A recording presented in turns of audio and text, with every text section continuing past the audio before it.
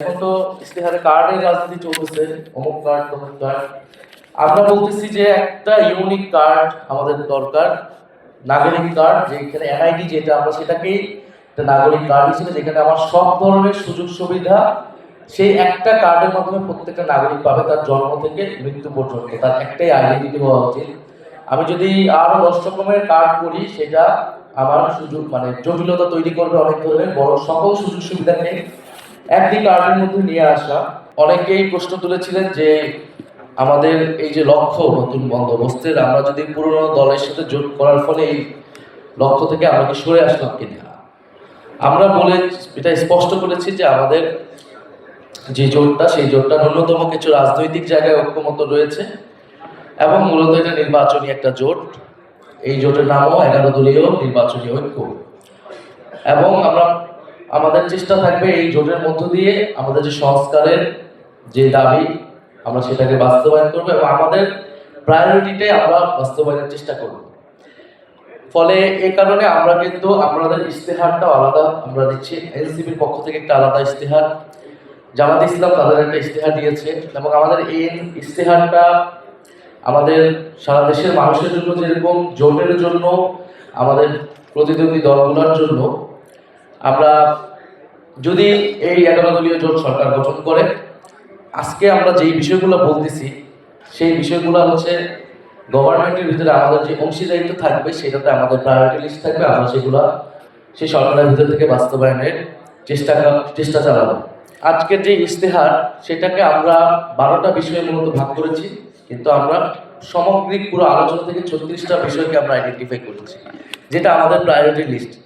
এখানে হয়তো সব বিষয়, সব সেক্টর হয়তো কাভার হয় নাই, কিন্তু এটা আমাদের হচ্ছে প্রায়োরিটি লিস্ট, যেটা গভর্নমেন্টের অংশীদার বলে আমরা এটাকে বাস্তবায়ন করব। আমরা এই কারণে বলতেছি, কারণ আমরা গভর্নমেন্টের অংশীদার হবো, কারণ এটা আমরা একটা জোট প্রক্রিয়ায় আছি এবং এই জোটে ভিন্ন ভিন্ন আদর্শের দল থাকলেও এই জোট সরকার গঠন করলে কোনো নির্দিষ্ট দলের আদর্শ সরকারের নীতি বা সরকারকে ডমিনেট করবে না বা গাইড করবে না, বরং আমরা একটা সমন্বিত জায়গায় এসে কাজ করবো এবং আমাদের যে ন্যূনতম রাজনৈতিক কর্মসূচি, সংস্কার, বিচার, দুর্নীতি এবং আধিপত্যবাদ বিরোধিতা, সেই জায়গাতে আমরা হয়তো ঐক্যের জায়গায় থাকি। তো 24-এর প্রজন্ম একটা নতুন প্রজন্ম আকারে বাংলাদেশে আবির্ভূত হয়েছে। ফলে রাজনৈতিক, অর্থনৈতিক, সামাজিক, সাংস্কৃতিক জায়গায় আমরা এই প্রজন্মকে কিভাবে কাজে লাগাবো, এ কারণে তারুণ্য আমাদের অন্যতম প্রধান এজেন্ডা। সেকেন্ড হচ্ছে মর্যাদা বা ডিগনিটি। কারণ আমরা মনে করি যে ফ্যাসিবাদের বিরুদ্ধে লড়াইয়ের একটা গুরুত্বপূর্ণ জায়গা ছিল ডিগনিটি, নাগরিক অধিকার, নাগরিক মর্যাদা বারবার ভুলণ্ঠিত হয়েছিল ফ্যাসিবাদের সময়ে। মানুষের ন্যূনতম মানবাধিকার, অর্থনৈতিক অধিকার আমরা গত 16 বছর পাইনি। প্রাণ প্রকৃতির সুরক্ষা ছিল না।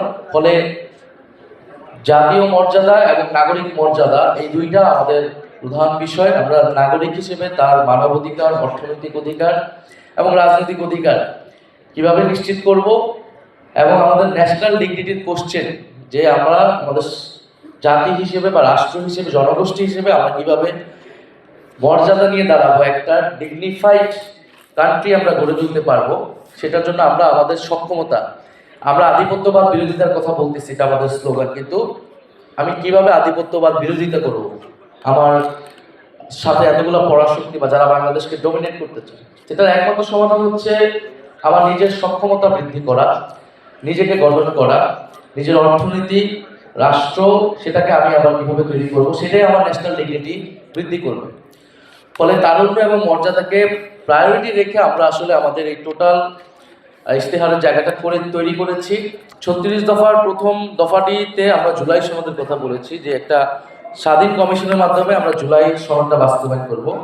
এটা আমাদের ফার্স্ট কমিটমেন্ট এবং এই নির্বাচনে এই সময় কিন্তু এটা গুরুত্বপূর্ণ একটা এজেন্ডা, যে গণভোটে হ্যাঁ হলে যে সংসদ তৈরি হবে, সেখানে সংস্কার পরিষদ হবে, যেটা জুলাই সনদ বাস্তবায়ন করবে। এবং সেকেন্ড হচ্ছে আমাদের বিচার। আমাদের প্রথম থেকেই দুইটা দাবি ছিল, সংস্কার এবং বিচার। তো জুলাইয়ের গণহত্যা এবং গত 16 বছরের যে গণহত্যা, শাপলা হত্যাকাণ্ড এবং পিলখানা হত্যাকাণ্ড, গুম, খুন সহ যে হত্যাকাণ্ডগুলো হয়েছে, সেগুলোর বিচার, অনেক বিচার কার্যক্রম অব্যাহত শুরু হয়েছে, এগুলো চলমান থাকবে। এবং সেগুলোকে কিভাবে আমরা আরো সুষ্ঠুভাবে নিশ্চিত করতে পারবো, এবং যেগুলো শুরু হয় না সেগুলো আমরা কিভাবে নিশ্চিত করব। শরীফ ওসমান হাদি হত্যার বিচার এই সময় নির্বাচনের বা আমাদের একটা বড় কমিটমেন্ট। আমরা যখনই মানুষের কাছে যাচ্ছি, মানুষ কিন্তু এই হত্যাকাণ্ডের বিচার চাচ্ছে। আমরা জবাবদিহিতার কথা বলেছি, এই কারণে আমরা হিসাব দাও নামে একটা কর্মসূচি আমরা রাখবো, যেখানে প্রত্যেক মন্ত্রী, এমপি এবং প্রত্যেকটা বাজেট এবং প্রত্যেকটা বাৎসরিক আয় সেগুলা সেখানে থাকবে।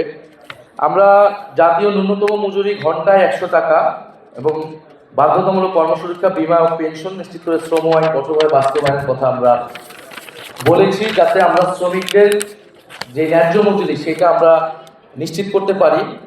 আমরা মুদ্রাস্ফীতি 6% নামানো হবে, এটা আমরা বলেছি, আমরা ব্যাখ্যাও করেছি সেটা। শিক্ষা সংস্কার নিয়ে আমরা কিছু বিষয় এখানে এসেছে, সময়টা আমার হয়তো পুরোটা আসে নাই। আমরা যেটা সব ধরনের শিক্ষা মাধ্যম ও পদ্ধতিগুলো একটা সমন্বয় করা এবং শিক্ষকদের জন্য পৃথক বেতন কাঠামো ও 5 বছরের 75% এমপিওভুক্ত শিক্ষা প্রতিষ্ঠান জাতীয়করণ করার কথা আমরা বলেছি। এবং আমরা উচ্চ শিক্ষার সাথে কর্মসংস্থানের সংযোগ স্থাপনে স্নাতক বোর্ডের 6 মাসের ইন্টার্নশিপ, যেটা অলরেডি এখানে আলোচনা এসেছে। আমরা স্বাস্থ্য খাতের কথাটা এখানে ডিটেলস এসেছে, আমি এখানে এই জন্য এটা বলতেছি না। স্বাস্থ্য এবং নারীদের বিষয়টা, আমরা প্রবাসীদের জন্য একটা ডায়াসপোরা ডিজিটাল পোর্টাল, যেখানে পাসপোর্ট, এনআইডি, জন্ম নিবন্ধন, কনসুলার সেবা ইত্যাদি থাকবে।